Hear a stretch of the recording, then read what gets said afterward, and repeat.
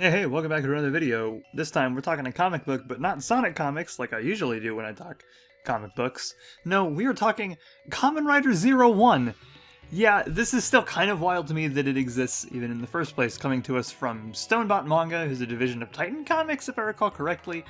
Kamen Rider 01 is getting its own comic mini-series that's going to be running for 4 issues, and then also apparently a bunch of standalone, spin-off issues if the writer wiki is to be believed. The first issue dropped yesterday at the time that I record this, and I just finished reading it about 5 minutes ago at the time I record this, and I wanted to talk a little bit about it real quick. So let's get right into it. So I loved 01, the show. It's I think still the best of the Reiwa era so far. So I'm very, very happy to dive back into the world of the show with this comic. I was a little skeptical when it was announced and even going into it right away, just because, you know, American adaptation of a Japanese thing, it could definitely go wrong with something. And I had never heard of Stonebot manga prior to this announcement. I knew about Titan Comics, but I hadn't heard of Stonebot. And I don't think I'm familiar with the writer or the artist, whose names I suddenly cannot recall. So I didn't really know what to expect going in, so I became cautiously optimistic. And I am here to say that just going on the first issue, this seems like it's going to be pretty solid. The front half of this issue, a lot of it is exposition and recap of the general events of, I think, probably the first half of the show, going on just certain elements that are available as of the first issue. It's all there to get new readers up to speed who haven't seen the show, so you have kind of the gist of what's going on.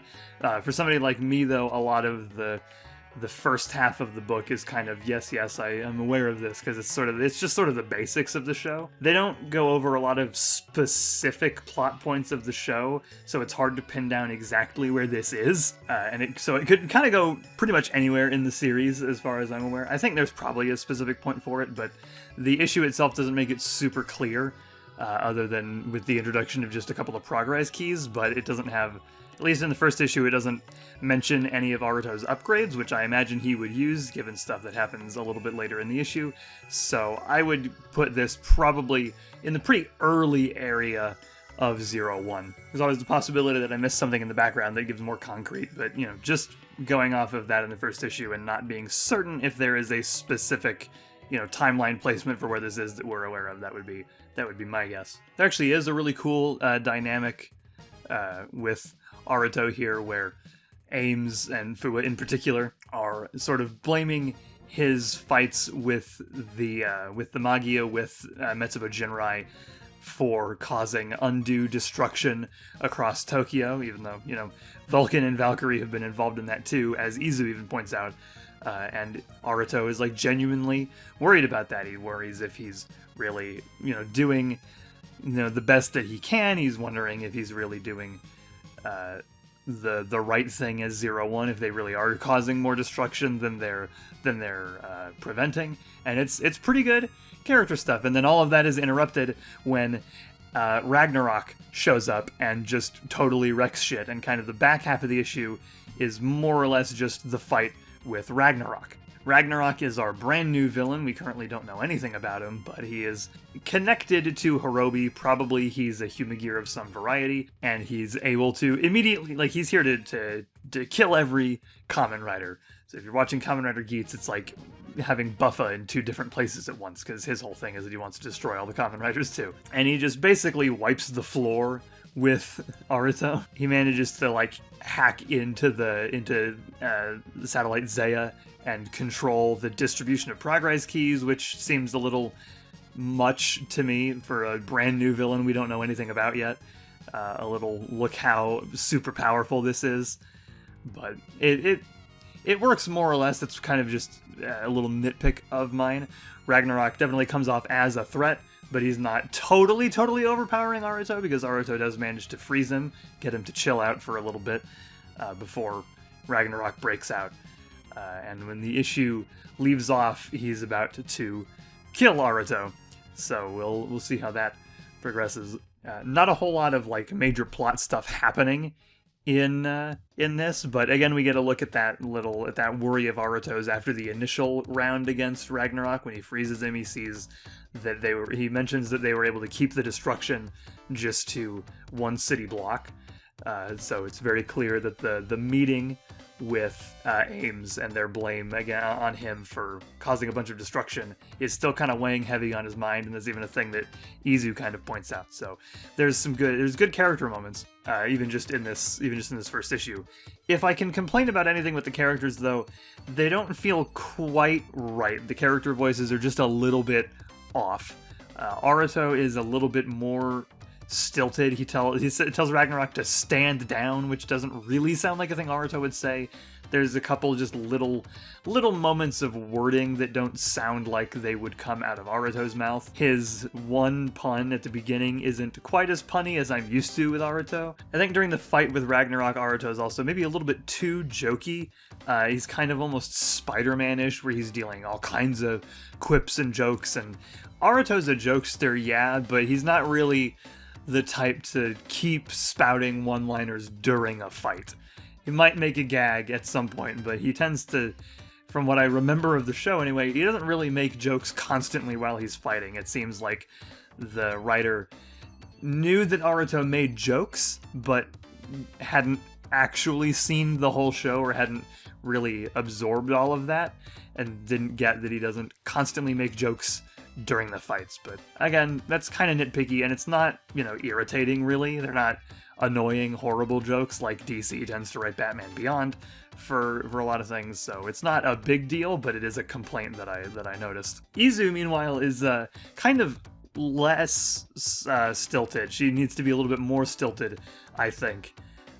Granted, as the show progressed, Izu became a little more human. She had awakened and was not quite as robotic. But if this truly is kind of earlier in the show, like I'm assuming, Izu I feel like needs to be a little bit more rigid and a little more robotic, for lack of a better term. But again, it's not totally awful. It still feels like Aruto and Izu. This doesn't feel like random characters that look like them or that have their names. It does at least feel like them. It just doesn't seem totally like the writer had nailed their voices, and maybe that will improve as the series continues. We don't really get enough of Fua, and especially not of Yaiba, given that Yaiba doesn't speak, I'm pretty sure, or if she does, it's only a quick line. Like, I didn't read this that long ago, and I already can't really remember.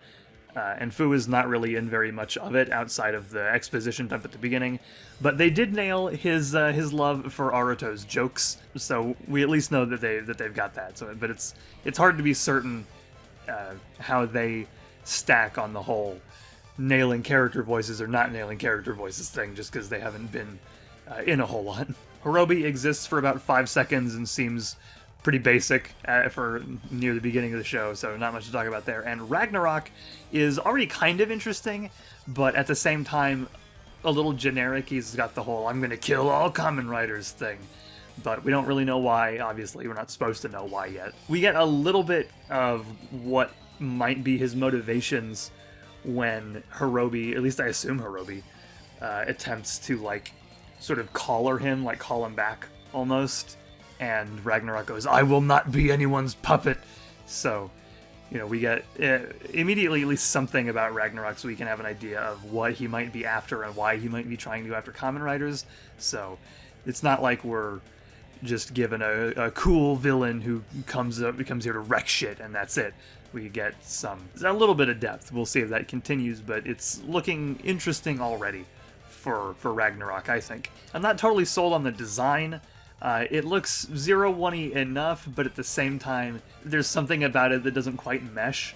Like, if you took all of the designs and drew them in the comics art style and had Ragnarok there, I feel like Ragnarok would still look out of place. Because we do get to see, 01 transforms, we see, through flashbacks, Vulcan and Valkyrie, and we see even Naki makes it in there for a little bit. It just doesn't feel like it gels totally with the 01 designs. It definitely stands out a little bit. And I'm not totally sold on it. I don't know if I really like it yet, but there's definitely some shots where it looks really, really cool. And that kind of brings me into my next point with the art. The art is pretty solid. I had worries when we got our first cover, which was this one. 01 looked pretty good, and Izu looked like that. Thankfully, the actual art in the book is not that, and everybody looks pretty much good.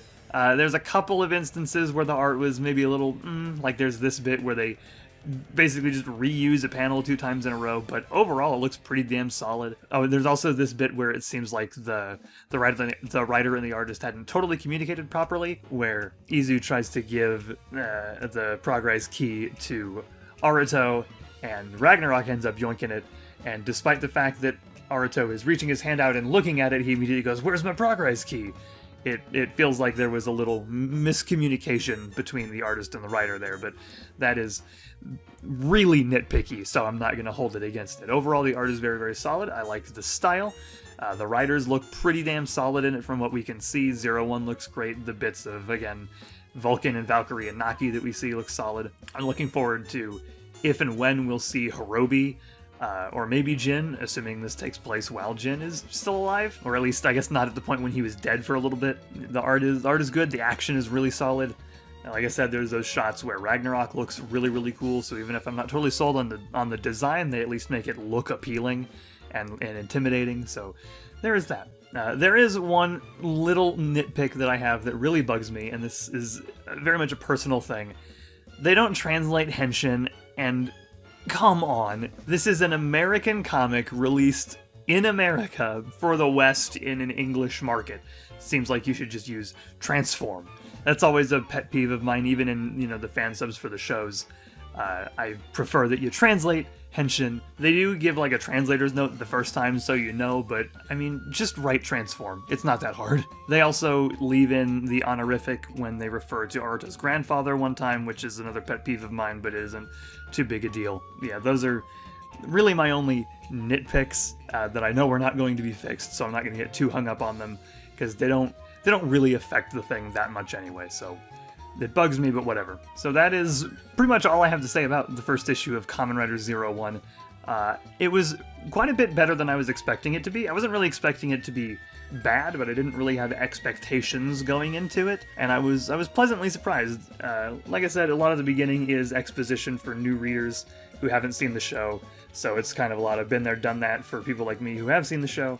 But the back half is a really solid action scene that makes Ragnarok feel like a very powerful villain, maybe a little too powerful given how he's able to just hack right into Satellite Zaya right off the bat. But, he seems like a threat. We get good character moments for Aruto and little hints of what Ragnarok might be up to. And overall, I am definitely excited to see where the series progresses from here, and if there are going to be those one-issue spin-offs, if they'll be like particular character focused, how many of them they're going to be. So like, will we get one for Vulcan and Valkyrie and all the Metsubo Genrai members, or is it going to be just other things? So yeah, I'm very interested in it. If you like 01, I think it's worth a shot. If you haven't seen 01, I don't know how good of a jumping on point this is going to be. Yes, it has the exposition at the beginning for new readers, but it also throws around a lot of terms and stuff that it doesn't define. If you hadn't seen the show, it doesn't really totally explain what Progress Key is, but you do get the gist. They help 01 transform. They refer to the Daybreak Town incident several times, but don't really explain it. They do at least, I guess, infer, but obviously I can't say entirely what this series is going to be like from the perspective of a new reader, because I'm not. I've seen the show and I can't just forget the details of it, but I have serious doubts on whether it will actually be a good jumping on point if you haven't seen 01. If it turns out to be, great. More entry points into Kamen Rider is always good. But just based on the first issue, I really don't know. So yeah, that'll do it. If you enjoyed, give the video a like, maybe subscribe. If you hated it, dislike it, I guess. You can go follow me on Twitter, where I tweet about all kinds of things. I made a whole little post sequence about me reading this comic. So, you know, if you want to hear me talk about stuff, maybe say something dumb occasionally, you can go follow me on there at VicFant, and the link is in the description. Also in the description is a link to my Patreon, which you can go and support me on with a couple of bucks and get some perks if you so desire. If you're not in a position to do so, or you just don't want to, that is perfectly okay.